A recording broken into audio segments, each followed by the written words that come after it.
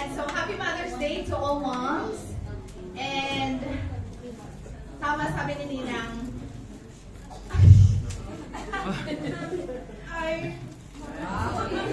I realized the true essence of motherhood when I become a mother.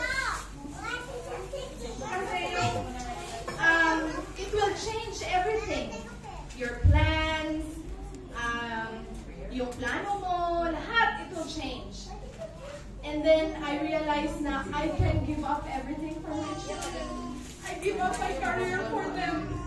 Kaya sabi ko, ang mother is truly a blessing. Kaya mahal na nga tayo ng Panginoon, mga mothers. Amen?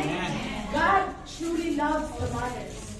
And, you know, God will really hear the prayers of the mothers, mga kapatid. So, we appreciate our mothers and also our mothers here. We thank you for all your sacrifices, for all your love. Kasi yan sinasabi ko talaga, ang one description ko sa mother is selfless. Diba? Do you agree, mothers? Yes. Selfless tayo. Yung sabi ni Ninang, yung pagkain mo, ibibigay mo na lang sa anak mo. Yeah, it happens. It happens. Na ibibigay mo ang lahat para sa kanila. You don't think anything. Me, I don't think anything for myself. Makabili ng damit or whatsoever, I always think for my kids.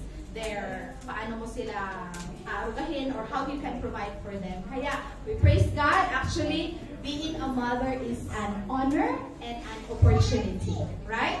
It's an opportunity, mga kapatid. We have to love the devotion that God has given to us as mother.